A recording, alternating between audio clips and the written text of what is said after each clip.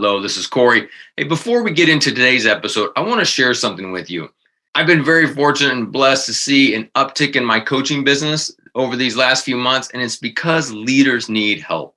So if you're one of those leaders that has found yourself kind of in a rut, the working from home is difficult, your priorities have been changed, and even questioning your purpose and kind of what are you going after, you are not alone. I put together a webinar called The Power of Priorities and Purpose. You can find it at my website, CoreyMCarlson.com.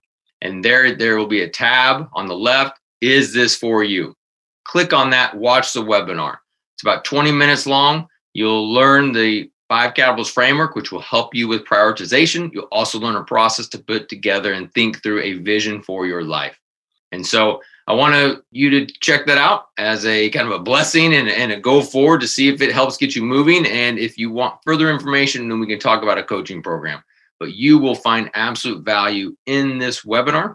And so I encourage you to go check it out. Thank you very much, and on to today's episode. Welcome to the Win at Home First podcast. I'm your host, Corey Carlson. This podcast is where we talk about how successful business leaders win, not only at work, but also at home. On this podcast, we'll go behind the scenes with great leaders to hear stories of how they win. Thank you for listening, and on to today's episode. Hello, this is Corey, and I'm excited for you to hear this conversation I had with Nic Manning. He's a good friend of mine. He's also an owner of Manning Contracting, and we actually did this podcast in person. We did it together across from each other at a very small kid table, but we had to do it in person, and we couldn't find a quiet location, so we did it from his house. And we had a great time, and we also discussed a lot of amazing things, from the importance of instilling confidence into those that we lead, this idea that someone has got to do it, therefore it should be you, and how he uses what his dad told him to help give him an elevated mindset, and how we can take that into our own lives. And this idea of not only do we need to be great leaders, we also need to be great followers. It's a fantastic episode with a lot of fun. Hope you enjoy it as much as I did. Thank you very much. Hello, this is Corey Carlson. You're listening to the Win at Home First podcast. Today, I'm excited to be joined by a good friend of mine, Nic Manning. He owns Manning Contracting. And over the last few years, we became closer friends, but also just watching him operate as a business owner. He's also has a successful marriage. He has 4 kids, and yet he seems to be successful and involved in everything. So I'm excited to be here with Nic today to learn from him, to learn how he does it, and hopefully share with all of you listeners so we all can get better in all areas of our lives. So Nic, thanks for being with me today. Thanks for having me. Thanks for doing it in person. I'm zoomed out. And the only thing I'd correct there is I am not successful in all the things I am doing. I'm trying hard in all the things I'm doing, but I fail often and try to course correct and get better. All right, Nic. So what is the key leadership trait that you believe leaders need to win at home and at work? I would say for me, a couple things. One that I don't think is talked about a lot is instilling confidence. We talk a lot in our business about, I'm in construction, and we are a commercial contractor, and we also do some residential work. And to me, it's always, whether we're doing it or someone a lot bigger than us, it's just sticks and bricks and relationships. And for me, I want to instill confidence in the people that are around me, that we can make the choices that need to be made. We can be solution driven, and we can deliver for our customers. On the flip side of that, when I come home and spend time with my kids, I work really hard to make sure they understand that they need to be confident. They're a child of God. We love them. They're perfect the way they are. I was telling Susie last night, one of our kids was getting in the shower, and I said, hey, so-and-so is going to come in here with you. And he was like, well, I don't want anybody to be in here with me. I don't want them to see my privates. And, my kids are young. And I was like, well, dude, why do you care about that? And he's like, well, I have a really big butt. And I was like, and it's not the body part you thought you were talking about. Yeah, right. Exactly. Yeah, exactly.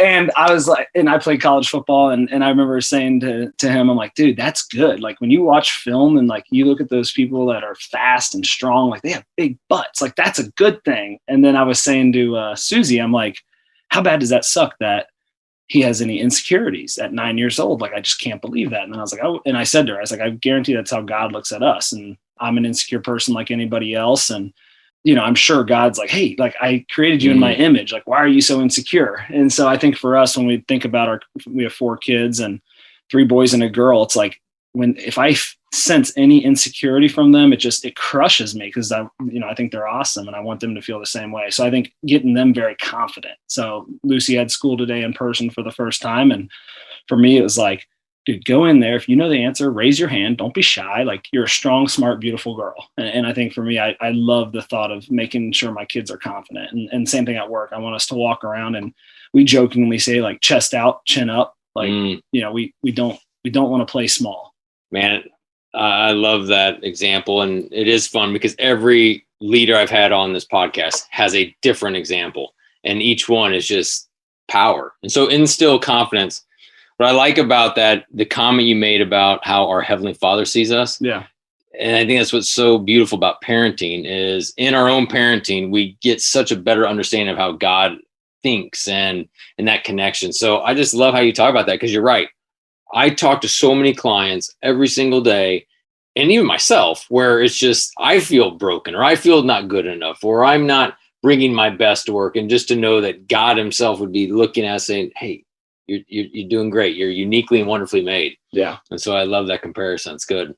So I've been around you, Nic, and seen how you compliment your kids. Also, you are helping coach my son's soccer team, and I've been at the practices and games and get to hear you. And what I love about how you compliment people and help with confidence is most often you're going after character of them, talking about work ethic and hustle, as opposed to just pure competency of how many goals you scored or assists. Right. And I love how you distinguish the difference. And I think that's something that all listeners need to hear about, how we compliment character instead of competency. Yeah. I think for me, as a guy that is very below average athletically, but had a little success, and like I said, played football in college, I realized there was the controllables versus the uncontrollables. And I was never going to be the fastest or strongest, but like, I could control my effort, my hustle, and how hard I worked and how tough I was. I think for me, that's when anytime I get frustrated with youth sports, it's simply around that. Same thing in the business world. I think for me, it's like, we can make mistakes. We make mistakes. We have our fleas. Things happen all the time. But like, an unforgivable mistake for me is like lack of effort. And so that, when I sense that, when we're not solutions focused, when I don't think we're thinking around corners, that's when I get really bent out of shape. For me, though, like, making a mistake because I just hadn't had that experience, or I didn't see that coming. Like, dude, I do that 10 times a day. And so I'm really forgivable about that. And same thing with youth sports. I'm very forgivable about a kid's just not athletically apt enough to do something, but he tries hard. He thinks through things. He's a great teammate. I'll put that kid on a pedestal all day long. Yeah. You said the word hustle. You and I went on a hiking, camping trip a couple months ago, and it was awesome. It was a blast, connecting with obviously all the guys that were there, connecting with God, the solitude. But one conversation you and I had with some other guys was that quote that you were sharing, and we were talking about, is how hustle will beat talent when talent doesn't hustle. Yeah. Hard work beats talent when talent doesn't work hard. There you go. Yep. There you go. We'll use mine too. Yeah, exactly. Yours is better. No. What was it again? Since I've been butchering it for the last month, I've been telling everybody this quote. Hustle and hard work's the same. Yeah. Hard work beats talent when talent doesn't work hard. All right. Cool. It's the same thing. All right. Just said it incorrectly. Yeah, it's the same thing. But no, it's so true. So for you and Susie, with quarantine happening and our lives have all changed, what are rhythms that you personally have added that you're going to keep as the world kind of opens back up? Yeah, that's a good question. I think one of them was actually Susie and I's workout routine, and just kind of balancing that. I've traditionally always kind of owned the mornings with my workouts and all that. And we've kind of changed a little bit. So Susie and I are both getting our time in, and we've invested in some home equipment so that we can do that. And that's just like a very surface level, that 5 a.m. till 7 a.m. time block in the morning that we all hold sacred.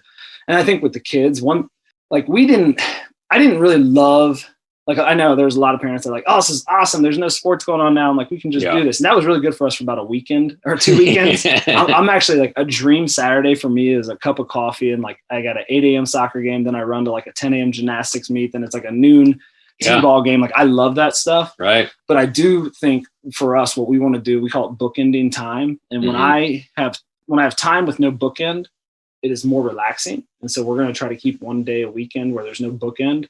And so John and I would work in the yard, or, Lucy and I would build puzzles, and not having something that's kind of ticking in the background, like, shoot, we got to be here at 4:45, was really, really refreshing. And I think we're going to try to do that and balance that with the reality of like, we like being part of activities and our kids like activities, and we're okay with that. Yeah. And so you're good with no structure and just letting it be spontaneous. No, not normally. Right. I'm a structured person, but like on a Sunday for me, like I love, again, like, and maybe I'm different. For me, it's like an activity, church would be the best activity now that it's back in person. And then the rest of the day is wide open. And one day a week like that, and that'd be a traditional, right, Sabbath for some folks. That is Sabbath for us, because we're not looking at our phone, we're not looking at our schedule. Nothing's going on other than like feeding the kids, and we're playing and enjoying that time. That's neat to hear. I mean, I can learn from that. I know others can too, is just resting on Sabbath. Because even on Sabbath, if I'm staying home and I'm not working, meaning the laptop's not coming open, there's still a part of me of, I need to do this. I need to do this. Like check the box. I need to go do a date with one of my kids. I need to go do this. I need to make sure I'm reading. Check the box. It's still, my Sabbath can turn into a bunch of to-dos. So it's cool just to hear you give yourself just grace, just to rest and to be present. Susie, my wife, has been the one that's been really good about that. So I used to do a lot of home stuff. So Sunday would come along and it's like, all right, I'm going to cut the grass. I'm going to edge it. I'm going to blow everything off. And that'd be like a 3.5 hour time chunk. And for her, like, that just finally, she's like, we got to find, and we're fortunate enough, and it's very inexpensive to find someone to do that for us once a week. And it wasn't because we didn't have time. It was just like that time for her was like, I want you to spend that time with the kids and with me, and not just like maintenance for our house. Oh yeah, that's awesome. Well, you and I talked about the 5 capitals before: spiritual, relational, then physical, then intellectual and financial, in that order. But it's leveraging lower capitals for greater capitals. So financials, hire out mowing the yard, hire out whatever it is. For us, it's even grocery shopping and click list. So that, relationally, we can spend more time with family or friends. And so that's so good. So shifting to part of your career, because that's a big part of where I also get to see you lead and win well, is you run your construction company with your wife, but that's not what you did at first. I mean, you came out and you did strikers and medical supplies. So I'd love to have you just transition there for us. Yeah. So my dad started this construction business in 1986, and I never thought I'd have anything to do with it. I worked in the summers for him, framing and demo and cleanup. Most of the time just being a gopher for guys on sites. Got out of college. My mom's whole side of the family coaches high-level college football. And so I'm the only male descendant of John Hope, my mom's dad, that doesn't coach football for a living. So when I first got out of Miami, I stayed on as a graduate assistant for a year because I thought I was going to coach. Very quickly found out that wasn't going to work for Susie, realistically. The 2 to 3 years of moving and doing all that wasn't for her. And she was much more important to me than coaching football. So got out of there and then went into sales, Stryker Medical, had a great time there, moved into leadership pretty early there. And then just probably, I'm 37, and really around the age of like 29, 30, just started kind of getting that like, all right, I'm going to go do my own thing feeling. It was one of those things where it's like you would sit in church and it was like, this sermon is telling me to leave my job. And I was like, is that just because that's what I want to hear? And so Susie and I wrestled with that. She's hyper talented, much more talented than myself. And I knew if I went into business, I'd want to go into business with her. She's my, the yin to my yang, and what she does really well is all my deficiencies and what I can do okay, like she doesn't really focus on. So it felt like a good marriage from a business perspective, but it's scary. I mean, we had kids and really, really nice, high paying jobs, and, making that leap was going to be hard. But I think for us, I was telling you earlier, I got to the point where I was a leader and I was interviewing people in Marriott lobbies, and they were 20 years older than me looking for jobs. And I just kind of was like, man, I don't like this. It would make me like, I wanted to hire everybody because I felt bad that anyone was looking for a job. And so I think for Susie and I, we kind of got to the point where we wanted to bet on ourselves, and we love the construction industry. I think there's a really good opportunity in this industry in a bunch of different ways. For us to get in, grow a business, we really like the commercial side of the business, and we have 18 employees now and big growth plans for the future. And for us, it's like, we want to be very authentic leaders, and we talked about our core values, and those kind of have to frame who we hire and how we work and how we deliver for our customers. And being part of a business where we can do that has been really fun for us, because we can make it when we write up a job profile, it's like, what do you want to make it? Like, how do you want to pay this guy? And it's like, can we afford that? And it's like, I think so. It's just, it's fun being able to do that. Yep, that's cool. Going back to the transition from Stryker to Manning. Yep. How long was that process? It was a long process because it was just by way of that job. I was able to kind of do both for a little bit. It was probably a 3-year process of kind of doing some stuff and building this business in association with my dad's business in Dayton, trying to get stuff going here so that we felt good enough about pulling back. And then it was just, you get to this point where it's like, you've heard burn the ships. Yeah. And I got to a point where it's like, wow, I could probably continue to do both pretty comfortably and handle both and hire. But like, there was a reality of like where I wanted to go with the business. Like I kind of needed my back against the wall and I needed to be swinging. And I think for me, it's like, I wanted a big fat finger in my chest that pushed me against the wall saying like, you have to do this and you have to win. And that was the only way to do that, was to leave Stryker at that point and really go all in on ourselves, which was like August 2016. Wow. So 4 years ago. Yep. That's when my dad and I went and traded off some tax ID stuff and made that shift and momentum shift. But we didn't get an office down here because we have an office in Dayton until 2018. And then it's kind of grown from there. Yep. So in 4 years, and now you're up to 18 employees. Another thing, just from conversations I know you do well, is you create a healthy and productive culture. Yeah. Productive in the standpoint you're growing, and so things are good, but it's healthy and people get along and they enjoy each other, and you even hire family and friends of friends, and it's really neat how that works. And I mean, I know my wife. I was gonna say our bookkeeper is probably the most talented one we have. That's right. That's right. And so and I know all that, and I also know you've finalized, rolled out your culture, and what those core values are, kind of your culture code. Love to have you just share those. Yeah, absolutely. And to your point, I mean, I have been very fortunate to bring some folks from Stryker over, folks that I know, very, very well, and I know their talent level, which does trump a lot of things that, and then I know who they are as a person, and that trumps everything. And so I think we've been very fortunate to bring some talent in.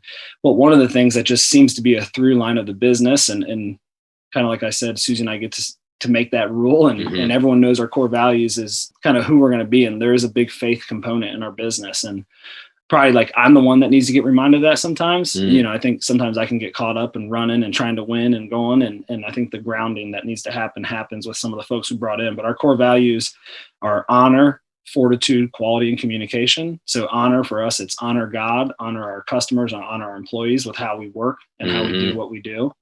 Fortitude. So I've always said fortitude to me is just running towards gunfire, which we don't have written on our board, but it's basically like the grit to get through tough times. And so construction is an industry that's just got like, there's going to be complications and issues every single day, all the time. And I never want our reputation to be one where, man, every time you're on a job with Manning Contracting and an issue comes up, like they're pointing fingers at the subs and then they point to the prints. And certainly there's times where it's like, well, let's look back at the prints, or, hey, did the sub consider this? But for us, it's like those facts are behind us. At some point, we just got to run towards the gunfire and run towards a solution. And I think that's something that anyone that's worked with us knows, is we're not walking off the job. We're not running from issues. We're going to attack those issues and we're going to deliver for our customers.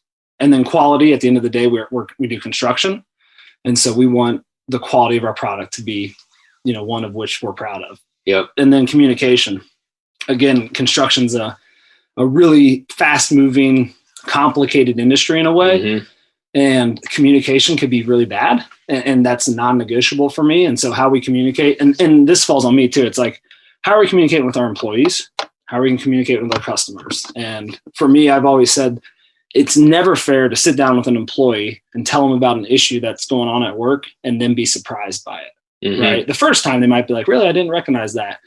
The 7th time, the 8th time, or if you go to unfortunately say, hey, this isn't a great fit, them being surprised is on the leader, right? It's up to us to communicate that to them and say, hey, here's where I think we need to get better because this is where we're trying to go. And if that's a pace that you can't keep up with, then this might not be a great fit. Right. And so how we communicate internally is that way. But then obviously with customers, the customer needs to know what's happening. Again, it's construction. And we're doing big projects right now and lots of people are involved and it's up to us to communicate to them how things are going. And I think that for us, that's a big time core value. Yep. I love those values. Thanks for sharing them. And did you have difficulty including God or not? I did. Yeah. I mean, I know a lot of people do. Yeah, so. I did. transparently. I mean, it's like the guy that does our operations was challenging me on it, because Susie and I always said, like, this is going to be like, we're going to put mission into our work every single day, you know. And then there was a point where our COO was saying, like, Nick, if you're going to say this, like, you can't like stumble over the words, and you're going to present to people that maybe don't believe in God, and you're going to say, you know, we're going to honor God first. And that's the first thing that we say. And I had the fear of like, well, that turns somebody off. If, you know, we want to open up every presentation. All right, we're looking at this project. It's $25 million. And we got to do an interview. And the first thing I'm going to do is go, all right, just so you know about Manning contract, the first thing you need to know is these are our core values. Right. The first thing I'm going to say is we honor God. And they're going, what does that have to do with building a building? You know? And right. So there was definitely that fear a little bit, or insecurity, or there's a standard. I think as soon as you say that, like there's a standard you're going to be held to. Be judged at a higher level. Right. It's like, as soon as we say that and then we make a mistake, they're like, well, I thought you're a Christian. Like, how did you do that? And so we're Christian. We're not Jesus. Yeah. Right. Exactly. Yeah. But I think I recognize that, and just in time, actually that camping trip, like and you get to this point where it's like, all right, we got to be about more than just a business. And certainly we got big time growth plans, and I'm not someone that wants to play small. I'm not someone that likes losing. I can't understand if there's a project that's happening across town I never even heard about, and it's being built, and it's 3 times the size of our revenue. Like, I'm upset, trying not to curse. I'm upset that we didn't get the project, right? Like, that's like, there's a $335 million bridge announced for the city of Cincinnati. And I said to Jordan, I'm like, we got to win this thing. We've never built a bridge, but you know, we'll figure it out. Down the wheelhouse, but we need it. Right. So like, believe me, like, I want to win, but at the end of the day, like, for us, like, we definitely want to be about more than just construction. I think this industry really has a great opportunity to solve some socioeconomic issues and faith issues, and family issues. Right. You know, we're on job sites that have 300 people on them. Like, there's an opportunity for some mission there for sure. Yeah, just being the light. Like you talked about at the very beginning, instilling confidence in whatever tradesman you're walking by, tradeswoman, whatever it may be. Yeah, that's awesome. Thank you very much for listening to today's episode. I hope you are enjoying it so far. Before we go back to the rest of this episode, I wanted to share with you my book, Win at Home First. Some of you have read it, so thank you very much. For others of you, you have not. And I encourage, if you're looking for a resource to help you with these times of your work is now in your home and your home is now in your work, and what this looks like, this book is being helpful to many leaders like you. Forbes magazine said it was one of 7 books everyone on your team should read. And the book is broken up into 4 different sections to help you. First is about you, understand who you are. The second is marriage and ideas and tips to help with your marriage. Third is parenting. And then last is work. So these 4 different sections to help you recalibrate during this time and to help move forward. So if you are needing additional resources, I encourage you to check out my book, Win at Home First. It is available on Amazon as well as Audible. And so on to the rest of the episode. Thank you very much. Talking about vision and values for the company, how are you at with that for your family, for your personal life? Susie and I, we are very aligned with kind of what we want our kids to be like and how we want to raise our family, and the vibe of the household we want to have. We've done the family planning weekends, and we have a blast, and we drink wine and eat charcuterie boards and end up not doing a whole lot of planning or not sticking to it. But I think it's good. I think, like, for me, I know with Susie, like, hers is like, she wants good, like, a big deal to her is the kids being good teammates. And so in our house, we talk a lot about being a teammate. Like, love that. Like, got to help the, you know, and that is one that, like, that's a hill she's willing to die on, is like, we got to have, like, John, are you being a good teammate to Lucy right now? Susie was a college volleyball player. And, like, that is just same thing in our business. As soon as she feels like someone's on an island or not operating within the team, the structure of the team, like, she will, not much frustrates her. That'll throw her over the edge. And then I think, like, one of the questions we tell our kids to ask every single day is, like, it's the question of, like, is there anything I can do to help? And so, you know, that's a big piece for us. We have 4 kids. We may have more. And I think for us, we want kids that are willing to help, willing to pick up a bag of mortar when they're running our construction business and carrying it up to the tile guy. Nothing above, you know, working hard. And so I know for us, like, we expect our kids to represent, like, hard workers that are willing to help, that are good teammates. And I think that's how we form our family. And then around that, it's like, let them be kids, let them have fun, let them scrawl. I mean, you've seen me coach, like our kids fall and scratch their knees. We're not running over and picking them up, and that might come back to haunt us. I don't know. No, but like they don't live in bubbles. Susie's a great teammate for me on that because we let them fall and get themselves back up. I think it's so important that, every company, every family has values. Yep. It's just whether they're defined or not. That's right. And so for you guys to be calling out and affirming the idea of being teammates, helping others, and it just makes such a big difference that is kind of their rally cry. And so that's so cool. I know for you, being a business owner, working hard, we've talked a lot about ambition before in other discussions. How do you balance that tension of growing a business? This is your highest revenue ever. There's stress of different jobs happening. Plus you want to sustain this. Now you have, 18 families dependent on you, but at the same time, taking your foot off the gas, being able to work out, being able to play with the kids and not be stressing out. I know a lot of people, especially now, there's this fear, lack of control that people are dealing with. So how do you address that in your own life? Yeah, good question. One, I think we'll make a quick hire if needed. So I think in construction, especially, we're hiring people that are a lot of times taking things off my plate that I used to do myself. And the reason is I don't want to work 140 hours a week. I want to come home. I try to be home by 6 o'clock every night. And some nights it's earlier. I coach, soccer and wrestling and all those things. So those nights I'm home a lot earlier. And when I'm home, I'm all in on the kids. Now the hard part is balancing that, being all in on Susie too. Because I get home and I got those 2 hours and her and I spend time together at work. But the way I balance it is that I come home, my phone goes in another room and I don't look at it. And you kind of get that 6 to 8 hour time frame when it's like kids and baths and all those things. I just don't look at my phone because it'll suck me in. And then because of my job, I do have, some freedom during the day. If I need to, I'll pop in, try to take each kid to an individual breakfast or lunch once a month. And that's a blast. The kids love it. I love that. Going camping with the kids next weekend. I think for me, it's like, wagging the dog when I can. Now, transparently, Corey, back in 2017 and 18 and 16, like it was worse. It was bad. It was all hours, all the time. I would still pull back, hang with the kids. But then as soon as they went down, it was like, you're on your computer till 1 a.m. putting together bids. What changed? The health of our business grew. So one, it's just, we grew. Two, I realized I can hire someone else to do this. And it makes sense from a business standpoint to put this in someone else's bucket. And I had a great leader at Stryker that always said, the role of the person at the top is top line and talent. And so you can say like talent is going to be the people you bring into the company. I think culture falls in talent. And then top line is like sales. So relationship management, those things. And so every day I try to look at like, what am I doing for top line and talent? And if anything falls in that line, then I have to try to find out where someone else in our business can do it. Yeah. And I think that changed.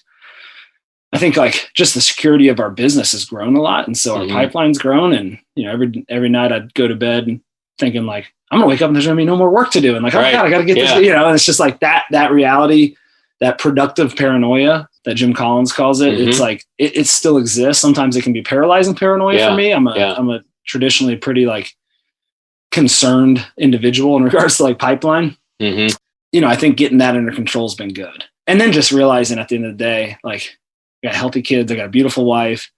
Like, that's the stuff that matters. It's like I said to you when we were camping, it's what did I say? It's like, I don't know. The last thing you said, I botched the quote. So I probably botched this too. No, I was saying like, my struggle is pride, comparison, and competitiveness are like my demons of like, I lay in bed and I'm just like, oh my gosh, this guy's doing this and this guy's doing that. But I would also say like pride, ego, and comparison are also my fuel. Right. And so I think it's like, how do I use that as fuel in a healthy way and really make my fuel be, all right, I've been blessed to have this talent and this team and these people. How do I honor them with the work we do? So I think that mindset is a constant battle. Yeah. It's a battle. As you know, small business will eat you alive if you let it.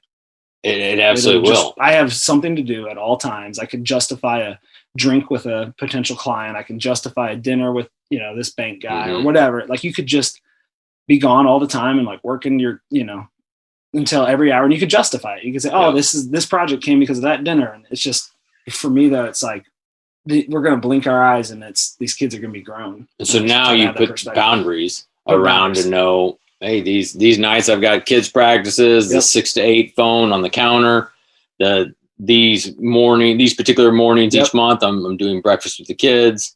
Yeah. I mean, that's awesome. Now the boundaries. Yeah. It's been good for us.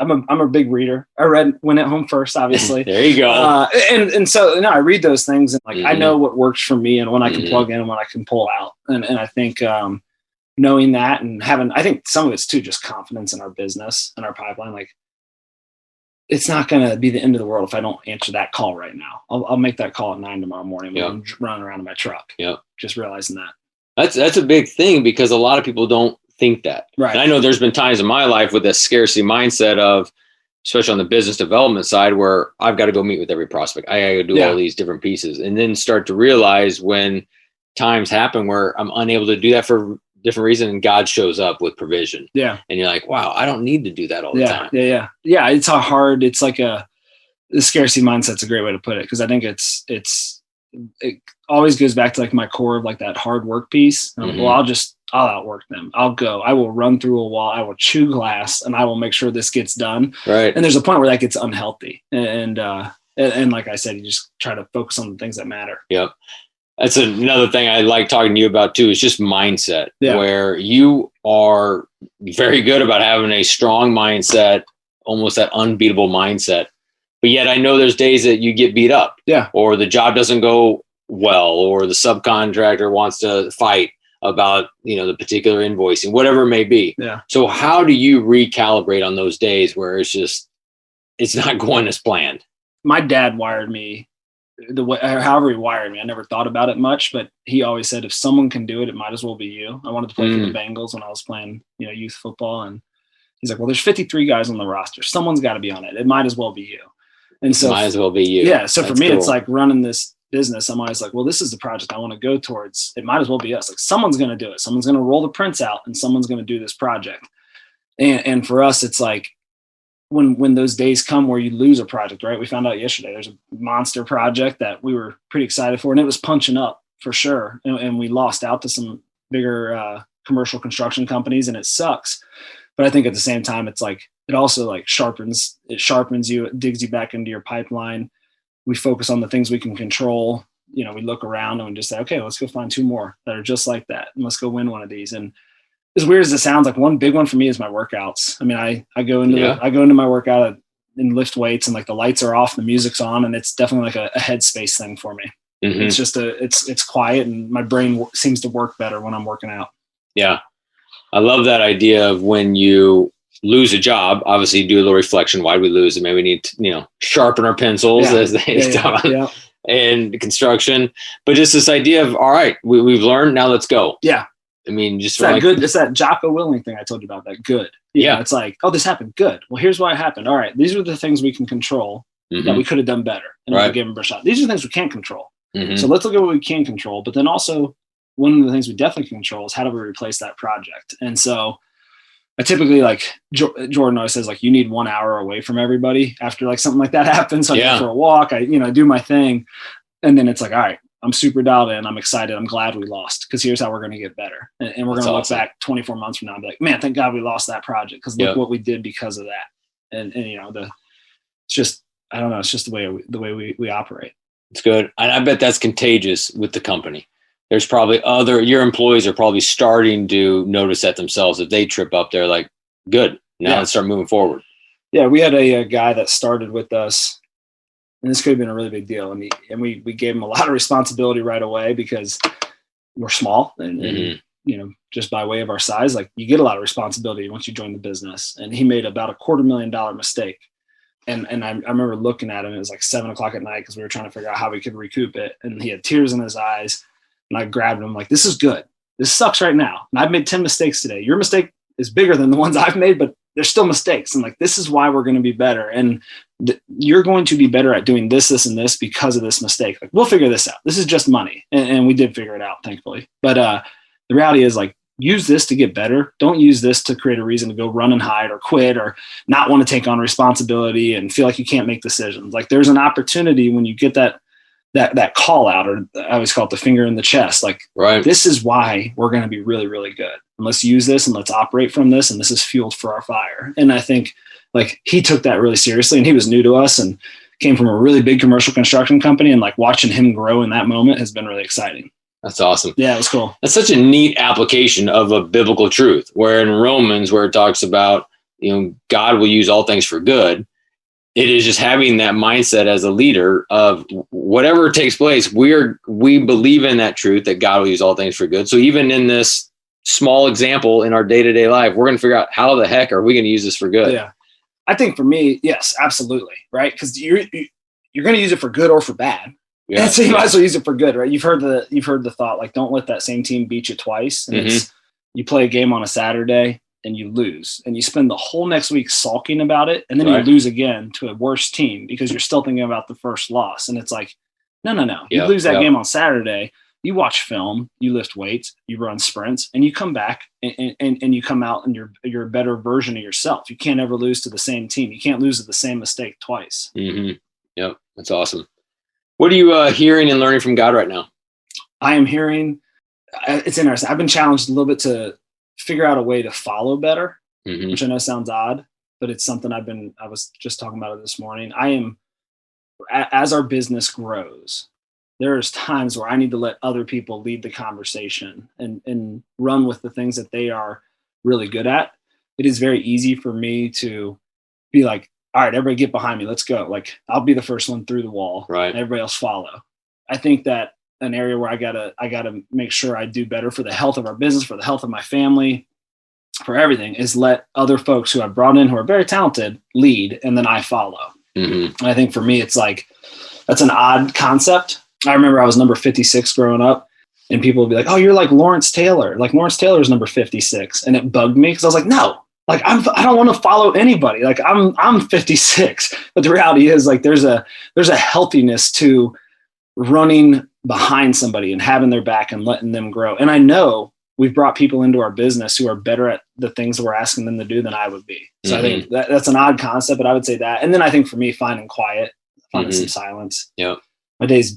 My brain can get real busy, and like, I got to figure out a way to find that quiet time. What I love about your idea on learning to follow is I spend a lot of time talking with other leaders like yourself on this idea of following for a couple of reasons. One, if you've equipped and empowered your team to do things, and if you allow them to step up, you start to raise the lid of the organization. Right. So instead of being this certain size revenue you are right now, you could be 2x in time if you are, stepping out at different times to allow them to run the meeting, to allow them to be responsible for a forecast or a project or whatever it may be at certain times. So it raises the lid of the organization. Yeah. And then the other is that outside perspective, to have people speak into your life to maybe see where some blind spots are, or to see maybe just some new ways to look at things. So I love that that's a season that you feel you're in. Yeah, I think to your point, like Susie would tell you, when things start to go wrong, I immediately am like, just send it over to me. Send me their contact info. I'll run with it and I will figure it out. And then to your point on like just like getting built into and following. And I've had good coaches my whole life. And like, I know the fruit that can come from that, and like the sharpening that can happen, and it can get lonely kind of at the top. Absolutely. People who've played sports, especially college athletics like yourself, understand coaches. Yeah, absolutely. And using them. Well, thank you so much. How can listeners get a hold of you just to learn more about you and maybe even culture of a company and things that you're doing? Probably the best way would be through Instagram. So Manning Contracting on Instagram. Got it. That goes right to me. That'd probably be the best way. Sounds good. My email is just nick@manningcontracting.com. All right. The best way to get that's good. No, it works.